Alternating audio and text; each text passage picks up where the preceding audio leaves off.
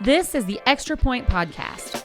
During this podcast, we will dive deeper into our Sunday teaching and share practical next steps for your faith journey. Now, let's kick off the Extra Point.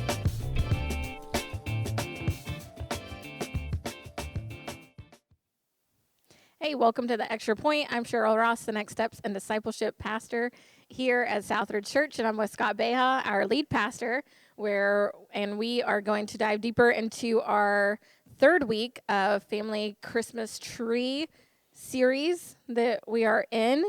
And this past week, you talked about Ruth and Boaz. Mm-hmm. And you have something I do. I have a joke to start this off. I told this joke the other day, and Cheryl said I should start the extra point with it. But did you know that before Boaz was married, he was ruthless?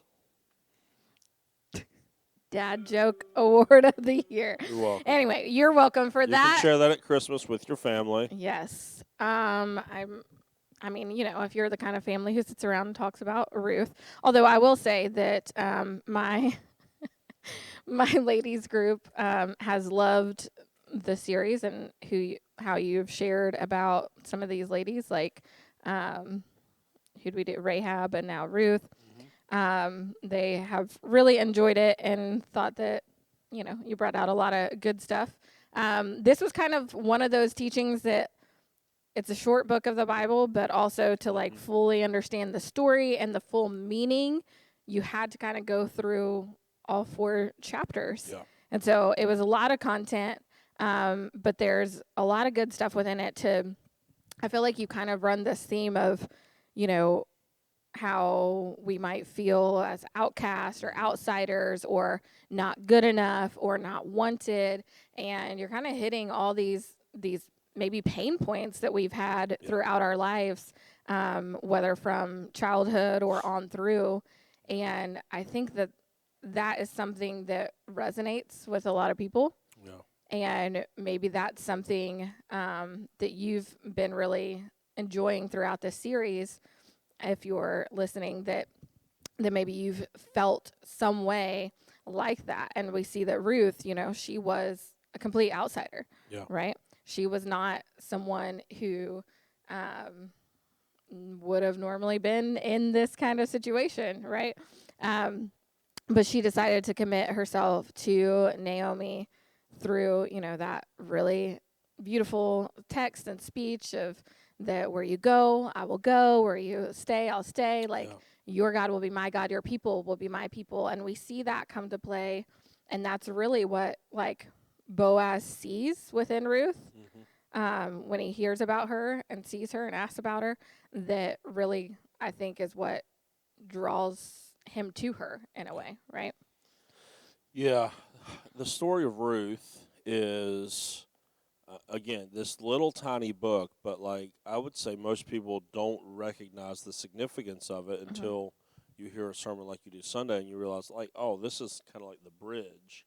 But like if you were to look at it in even its larger context, like if you were to go to the book before, the book of Judges ends with this like almost this plea, like Israel needs a leader. Israel needs someone. They're going to have a king because the judges thing is not working out. The nation continues to deteriorate. They continue to turn their back on God. And then there's this little book about Ruth that most people just, again, because we don't know how to read the Bible the way that we're supposed to, disconnect from all this. Like, oh, what a sweet story about this man who was so nice to this lady who was an outsider. He goes, no, don't you realize this is the story that is the answer to the problem at the end of Judges, is that now King David's going to be birthed out of this family. Right. And the beautiful thing that you see is, and again, this will blow up a bunch of people's kind of their nice, neat little ideas about the way the world works and the way that God works, is that if you go to even chapter 1, how Ruth is even introduced to this wacky situation, the original family, Elimelech and Naomi, are being disobedient. Right. Their family is being they're leaving the land that God has given them because of a famine. So they're not trusting the Lord. They end up in Moab, And then their sons marry Moabite women, which the Jewish men were not supposed to do. Now, this is a family living in outright disobedience to what God has called his people to do, and yet for some reason the favor of God still rests upon these people despite what it is that they do. And so we get this like weird picture, like, okay, like we're always told, or people always think, no, you got to have it all together. You got to get it right. Those that are obedient, that's the ones that God blesses. If you're disobedient, God can't stand you or whatever it is. And he goes, well, wait a second. This is weird. His whole family is acting in disobedience, and yet God's plan is not thwarted. Like God still, his favor rests upon them. And then this lady Ruth is introduced through all of this, and we find in her a faithfulness to God's people and to God that is not even evident in Elimelech and Naomi and Mahlon and Chilion from the beginning. So it's like there's like this little tiny picture that you get these all throughout the Old Testament, that when God told Abram that he was going to bless the whole world through him, that always meant that the outsiders would have to be brought in. That always meant it's not just going to be Israel. It's not just going to be the Hebrews. This is going to be a blessing through the Messiah for the whole world. You get these little tiny pictures in the Old Testament every once in a while of a really faithful Gentile that is kind of like the first fruits or the precursor, the foreshadowing of what ultimately we will see in the New Testament church, where the nations will come to know God. And that's what we see in Ruth, this outsider from a foreign country, and she has this beautiful speech in chapter 1 when Naomi's trying to get her to go home, and she's like, and we don't even really know why this is. Like Orpah, the other daughter-in-law, was like, yeah, that's probably right. I should probably go home. Let my family take care of me. Find a Moabite man to marry. I'll be fine. And for some reason, Ruth sticks by this widowed her mother-in-law. Right? Like, how many of us would probably be like, I'll stick with you. Like, it just shows this. I feel like there's a special bond that has apparently been created between the two that, like, we're not privy to necessarily. It's incredible to see that in Ruth. And then when they get back to Bethlehem, Ruth is the one that takes the initiative to go and to find food and provision and things like that in a land that's not even her own. Right. And so that's how she ends up in Boaz's field, is taking that initiative to provide for her and Naomi. And one of the things that I didn't draw it out in this sermon because it really wasn't the focus of what I was talking about, but like the book of Ruth is written in such a way that it almost looks like there's coincidence after coincidence after coincidence after coincidence.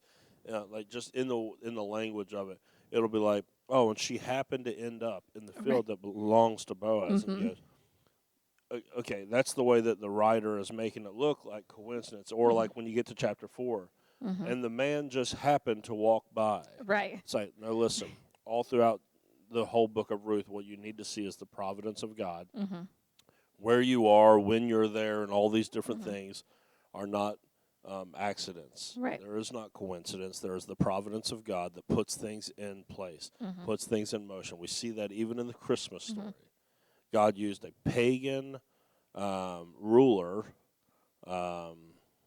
and someone that was power hungry and all of this stuff to call a census that ultimately would bring the Messiah to the very town where he was proclaimed to be born. Like in all of these things, you have to be able to see the provision of God behind it as well. And that's what we see, how she ends up in Boaz's field. Boaz, like in chapter 2, it's like, oh, and then Boaz just happens to show up at his field on the very day that Ruth is there. Again, maybe it looks like coincidence to you, but those of us that are trusting in God go, no, that's not coincidence. That's the providence of God that those two ran into each other. And in that moment, he shows her kindness, which then sets up the conversation with Naomi. when she goes, "Oh, whose field were you in?" "Oh, a guy named Boaz." And she goes, "Oh, wow, this is our family redeemer. He's related to my, my late husband Elimelech." So the providence of God all over this. Yeah. I think that's something important to take away too in our own lives, to know that like the things that we might see as coincidence, if we really step back and take a real look at it, like to know that that's probably not coincidence, that that's most likely God still being a good, faithful God, even in our disobedient moments, like to know, I mean, your story and hearing the way that you came to Christ and all of that, like knowing that even though you knew these things, you were living a life that you knew wasn't right, but still God has brought you to this place to where now like you're here in this role. Like same for me. I think it's beautiful. It's sometimes easier to see when you look back at those moments than it is to see in the moment. But I think that if we really would just take a moment to pause and look at the situation before us, then we might see God moving on our behalf, even in the midst of the hard times, the struggles, those moments like that. Like I think, Naomi, when they first entered the town, when they first came, like people were like, "Oh, is that Naomi?" And she's like, "Don't call me Naomi." She's so bitter. She's like, "God's against me." Like all of this. She could have stayed in that place. Yeah. But I think, in all this, she was able to see, oh, God is setting us up to redeem us. Like even in the midst of her pain and her bitterness, she was still able to see that moment for what it was to then begin to come out of it. And I think that's really important in our own lives as well. I think there's a lot of stuff that you had to kind of explain and share with us about the Levitical laws that kind of help us understand this text better, because like chapter 3, a lot of people are like, "Oh, that's so strange and weird." But like you pointed out, it's really not weird. Yeah, there's some really weird commentaries written about Ruth 3 that like really paint Ruth and Boaz in like really bad light, which it's obvious as you read the text, the author is going out of his way to make sure that Ruth and Boaz always look like people of really high character. And so these folks that try to act like whatever's happening in chapter 3 is some sort of weird sexual thing, or it's just kind of, it's silly. Like they're kind of trying to grasp at straws there. And I think it's way easier to just go, what happened in chapter 3 when she got all dolled up and went to the threshing room floor and laid down beside Boaz. This was just her way of asking him to redeem the land and to redeem her. Yeah. That's all it was. She was presenting herself to him as a marriage proposal. It wasn't any, like, people try to say that she was acting immorally and things like that. That's not what's going on. Yeah. You can even see in Boaz's response, "Lay here till morning. Don't let anyone know that you were here." He doesn't want her to be embarrassed because, I mean, you have to think she's really putting a lot on the line here, because Boaz could have been like, "No, I don't want no Moabite woman. As a wife, we're not even supposed to marry you. Like, we're not even supposed to have anything to do with you all, and all this." So he could have easily, like, she could have been very embarrassed, and it could have affected her ability to go and glean in his fields and all this stuff. And so it's like, just, I think that you have to read the whole story and go, the author wants you to see Boaz and Ruth as people of really high character, and so you interpret chapter 3 in light of that. And then there is a lot of Levitical law stuff going on in the book of Ruth that sometimes gets lost. And so the whole idea of the family redeemer, or the kinsman redeemer, like, sometimes we don't understand that, because we don't understand that when Israel came and took the promised land, the land that was given to each family, that was like their allotment, and God had even put things like the 7th year and the 50th year, the year of Jubilee and all that in place to make sure that that land would always stay with those people.